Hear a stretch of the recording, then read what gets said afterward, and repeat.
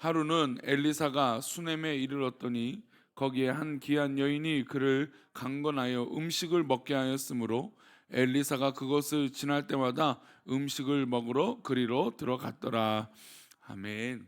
네, 기도하겠습니다. 하나님, 오늘도 귀한 새벽을 깨우고 또 하나님 앞에 날마다 주를 찬송하고 우리 기도하러 모인 우리 믿음의 백성들을 하나님께서 긍휼히 여기시고 하나님 충만한 사랑으로 붙잡아 주셔서 우리가 자로나 우러나 흔들리지 아니하며 오직 주님만 바라보고 그 길을 걸어갈 수 있도록 은혜를 내려 주옵소서. 우리 믿음의 백성들에게 정말 기도의 뜨거운 영을 부어 주시고 또 하나님이 동행하고 하나님 함께하여 주신 놀라운 은혜를 우리 삶 속에서 깊이 깨닫게 해 주옵소서. 그래서 하고자 하는 일마다 또 계획하는 일마다 하나님의 손길을 깨닫게 하여 주셔서 잘되고 복되는 은혜를 경험하게 하여 주옵소서. 오늘도 귀한 새벽에 나와 1,000번째로 드려진 예물과 또 범사에 감사하여 드려진 예물을 주님 기뻐 받아주시고 주님의 한량없는 은혜로 우리와 함께하여 주옵소서. 말씀을 나눌 때 함께 하실 것을 믿사오며 거룩하신 예수 그리스도 이름으로 기도올리옵나이다. 아멘. 사실 우리가 인간관계를 맺으면서 속셈이라고 하죠.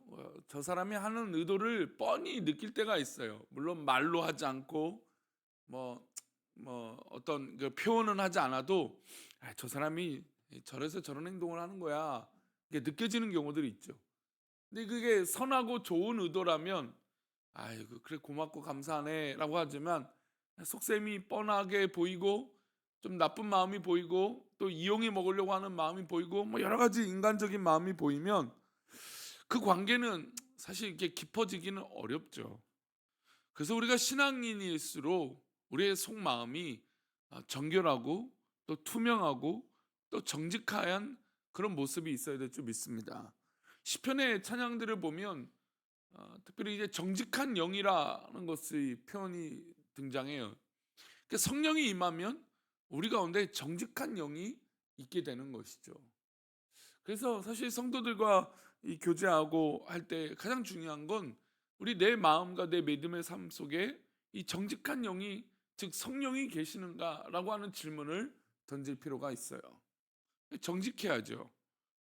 그래야 이 관계에 편함이 있는 것입니다. 표면적인 어떤 이 관계만 지속되려고 우리가 관계를 맺는 것이 아니죠. 우리 신앙의 삶은 또 관계는 깊은 관계를 맺으려고 하는 것이죠. 어제도 뭐 오후에 잠깐 그런 얘기를 우리가 뭐 설교 때도 있었고 또 이렇게 얘기가 됐지만 우리는 매주 또 이 새벽에 오시는 분들은 매 새벽마다 만나고 기도하는 분들이잖아요. 그렇죠?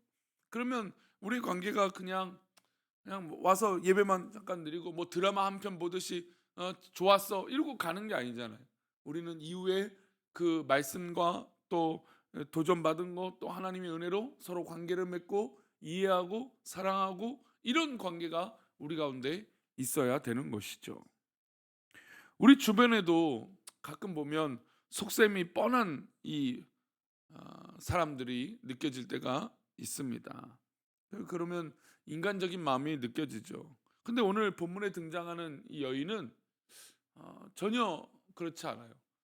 저는 우리 교회 성도들이 참 이런 모습이 좀 많다고 느껴지는데, 근데 그 여인이 그런 모습이 비춰지는, 그러니까 표면적이고 인간적이고 속셈이 보이는 그런 모습이 아니라 정말 정성을 다하고 마음을 다하고 믿음을 다하여 이 사람을 대하는 모습이 오늘 본문에 등장해요. 바로 그 여인의 모습이 바로 수넴 여인이죠. 엘리사가 인간적인 깊은 관계를 맺고 있는 여인이 바로 이 수넴 여인입니다. 성경은 수넴 여인을 이렇게 소개하고 있어요. 우리 열왕기하 4장 8절인데요. 다시 읽어보겠습니다. 하루는 엘리사가 수넴에 이르렀더니 음식을 먹게 하였으므로 엘리사가 그곳을 지날 때마다 음식을 먹으러 그리로 들어갔더라. 성경은 그녀를 귀한 여인이라고 고백하고 있습니다. 소개하고 있어요. 이 귀한 여인이라는 것은 이사 게돌라라고 하는 것인데 히브리어로 근데 고귀한이라고 하는 뜻이 있습니다. 고귀한 여인, 참 정결한 여인, 참 누가 봐도 좀 품격 있는 여인, 그런 뜻도 있고, 또 한편으로는 나이가 많다라고 하는 뜻도 있습니다. 나이가 많은 한 이 여인이, 고귀한 이 여인이 엘리사를 붙잡습니다. 강권합니다. 이 강권했다라고 하는 이 히브리어도 하자크라고 하는 단어도 붙잡았다라는 뜻이에요. 그러니까 이 엘리사가 원래는 이 동네를 지나가는데 이 여인이 붙잡아서 자기 집에 초대를 하고 먹을 것을 준 것이죠. 엘리야를 뒤이어, 그러니까 이스라엘 역사에 정말 위대한 선지자라고 손꼽는다면 엘리야 선지자예요. 근데 엘리야를 뒤이은 정말 갑절의 영을 사모했던 이 엘리사, 이 엘리사가 정말 엘리야의 뒤를 이어서 하나님의 일을 하고 있었습니다. 게다가 엘리사는 순회하면서 동네마다 복음을 전하고 하나님 말씀을 가르쳤던 사람입니다. 곳곳에 선지 학교, 즉 신학교들을 세워놓고 후배들을 양성하고 있었죠. 베델도 갔다가 여리고도 갔다가 이곳저곳 다니면서 하나님 말씀을 전하고 가르쳤습니다. 이런 사역을 하는데 이 수넴 지방에 지나가는데 이 수넴 여인이 엘리사를 붙들고 강권해서 붙잡아서 자기 집에 초대합니다. 사실 엘리사 입장에서는 이렇게 순회하고 돌아다니기 때문에 어떤 이런 잠깐 쉬기도 하고 또 먹을 것을 먹어야 되는 공간들이 필요했습니다. 이게 늘 뭐 일정치는 않았을 거 아니에요. 근데 이 수넴 여인, 이 수넴 지방을 지나갈 때마다 엘리사는 이 여인의 도움을 받았다는 것입니다. 갈 때마다 먹을 것을 주고 입을 옷을 주고 쉴 곳을 제공했던 것이죠. 수넴 여인은 엘리사의 상황을 보고 있다가 수넴 지방을 지날 때마다 이 선지자를 붙들고 섬겼던 것입니다. 그런 관계가 지속되면서 여인은 선지자에게 더 많은 것을 해드리고 싶었죠. 남편에게 이 상황을 의논합니다. 10절 말씀입니다. 10절입니다. 청하건대 우리가 그를 위하여 작은 방을 담 위에 만들고 침상과 책상과 의자와 촛대를 두사이 그가 우리에게 이르면 거기에 머물리이다 하였더라. 남편과 상의해서 작은 방을 우리 여기 담 옆 위에다가 하나 더 만들어서 침상과 책상과 의자와 촛대를 두게 합시다. 그래서 그를 섬깁시다라고 얘기합니다. 처음에는 뭐만 섬겼어요? 식사만 섬겼어요. 붙잡아 놓고 선지자님 우리 식사 꼭 하고 가십시오. 잠깐 쉬고 가십시오. 이렇게 섬겼던 게 가만 보니까 엘리사가 좀 이렇게 재충전도 하고 잠깐 쉬면서 이스라엘 역사 가운데 이스라엘 이 문화 가운데 섬김의 문화가 있으니까 그 이 잘 섬김을 통해서 거기서 또 말씀을 연구하고 또 여러 가지 이 준비를 할 수 있도록 돕겠다고 해서 뭘 합니까? 침상과 책상과 의자와 촛대예요. 그 촛대를 만들었다는 건 뭘까요? 밤에 무언가 볼 수 있도록 하게 했다라는 것이죠. 그러니까 이 여인이 맨 처음엔 식사를 섬기다가 이 사역이 되게 귀한 거구나. 이 선지자를 섬기는 것이 귀한 사역이 될 수 있구나라는 것을 도전을 받고 그 사역을 확장하는 거예요. 저는 개인적으로 이제 어제 얘기를 듣다가 어떤 이야기를 나누다가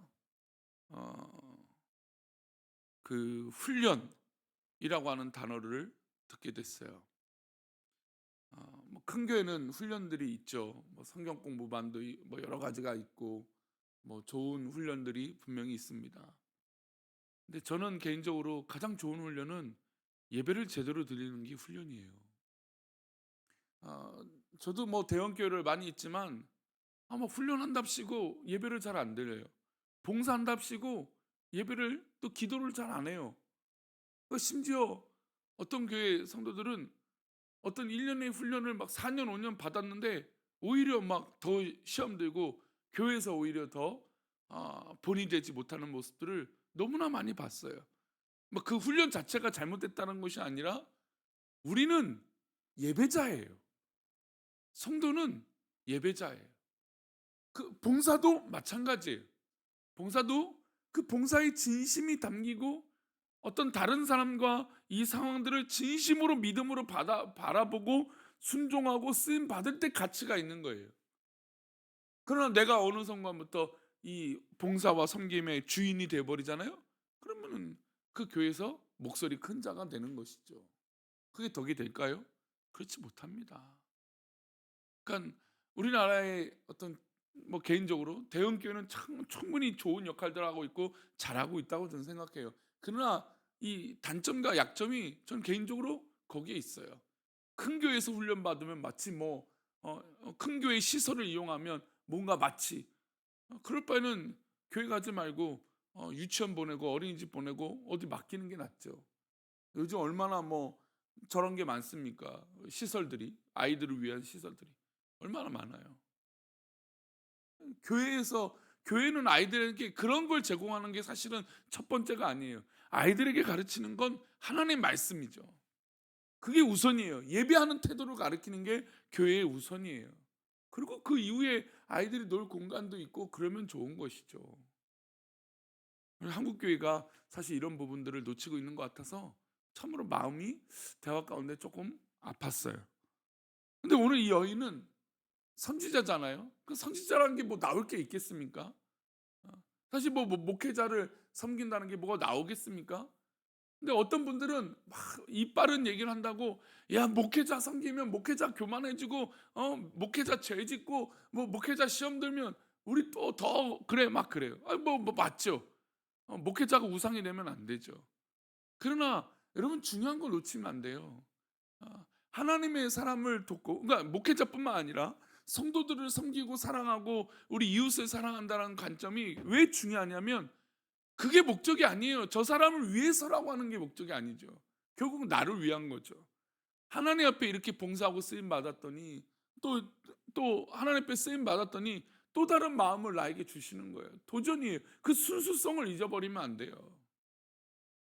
이 여인은 엘리사가 지나갈 때 강권에서 식사를 섬겼습니다. 하다 보니까 이게 이것만 있으면 안 되나? 맞아요. 진정한 봉사와 섬김은 거기서만 멈추는 게 아니에요.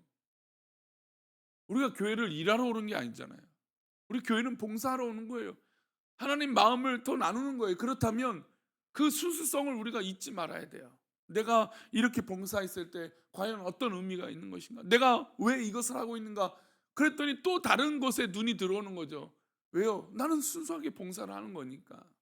근데 일하는 사람은 그것만 일하는 거예요. 그렇지 않죠. 일하다 보면 봉사하다 보면 이것도 느껴지고 저것도 느껴지는 것이죠. 엘리사가 자기 사한 게이사와 함께 여인의 집에서 대접을 받으니 너무나 고마운 마음이 들었습니다.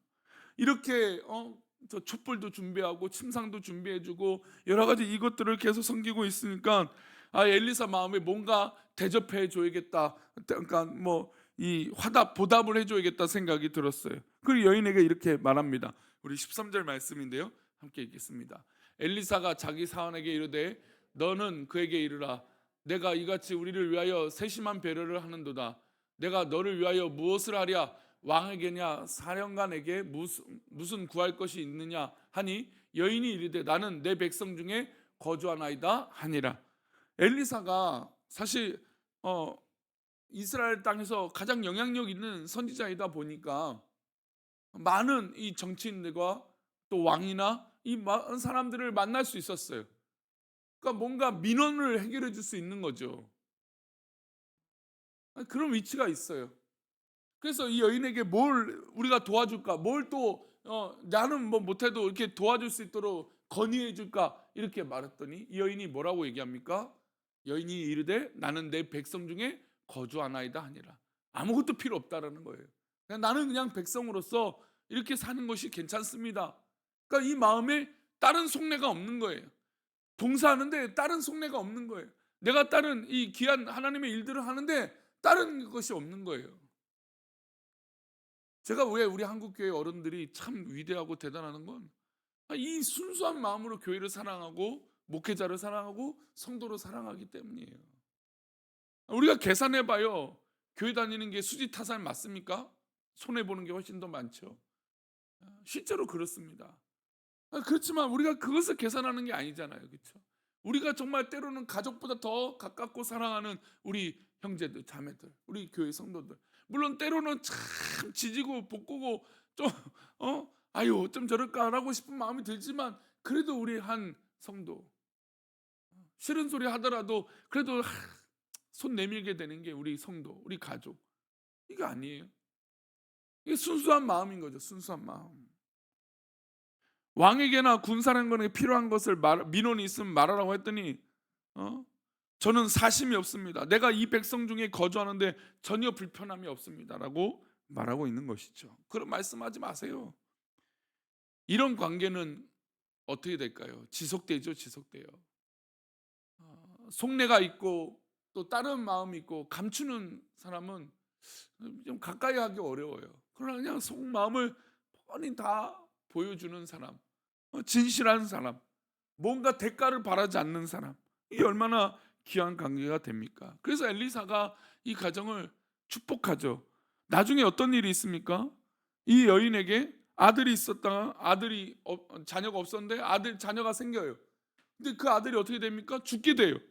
엘리사가 어떻게 해야 될까요? 그 아들을 살려주게 되는 것이죠. 그런 역사를, 그런 은혜를 경험하는 건 어떤 것입니까? 하나님을 사랑하고 믿음의 사람들을 사랑하는데 사심이 없기 때문이에요. 사심이. 다른 마음이 없고 순수하게 신앙을 지키니까 이런 역사들을 경험할 수 있는 것이죠. 여러분, 우리가 다른 사람을 바라볼 필요가 있어요. 우리는 물론 나만을 바라보고 내 문제를 바라보고 살아가지만 우리 신앙 삶 가운데 다른 사람을 바라볼 필요가 있어요. 내가 조금 못 먹고 내가 조금 못하지만 내가 조금 못 누리지만 그러나 이웃을 바라보고 주변을 바라보는 그런 눈이 필요해요. 저는 우리 교회가 그런 교회가 됐으면 좋겠어요. 정말 다른 사람을 바라볼 때 순수하게 바라보고 또 섬기고 사랑하는 이 순수한 마음이 우리 가운데 있기를 바랍니다. 여러분, 그 순수한 그 사랑과 섬김 때문에 사람이 사는 거예요. 성도가 사는 거예요. 오늘 엘리사를 섬겼던 이 수넴 여인은 하나님의 은혜의 자리에 결국 들어가게 되는 것입니다. 오늘 우리가 누구를 만나게 될까요? 어떤 사람들을 만나게 될까요? 그 사람들을 만날 때마다 여러분 다른 속내로 있는 게 아니라 계산하는 것이 아니라 순수하게 사람을 만나시기 바랍니다. 그리고 가족들, 우리 주의 성도들 그렇게 다른 사람을 먼저 이해하고 배려하는 마음을 통해서 우리 교회 공동체가 더 건강하고 하나님 기뻐하시는 그런 공동체가 되기를 축원합니다. 기도하겠습니다. 하나님 아버지, 정말 우리가 믿음으로 이렇게 살아갈 때 정말 하나님 기뻐하시는 은혜가 우리 스스로에게 있기를 원합니다. 하나님의 은혜로 살고 하나님의 은혜로 순종하고 하나님의 은혜로 행동하게 하여 주옵소서. 우리가 다른 마음으로 다른 모습으로 다른 것을 기대해서 다른 속내를 가지고 관계를 맺는 것이 아니라 하나님 주신 사랑으로 관계를 맺고 또 성도들을 사랑하고 또 이웃을 사랑하는 뜨거운 마음이 있게 해 주옵소서. 우리들을 그렇게 붙잡아 주시고 한량없는 은혜로 함께 하시길 원하오며 거룩하신 예수 그리스도 이름으로 기도 올리옵나이다. 아멘. 하늘에 계신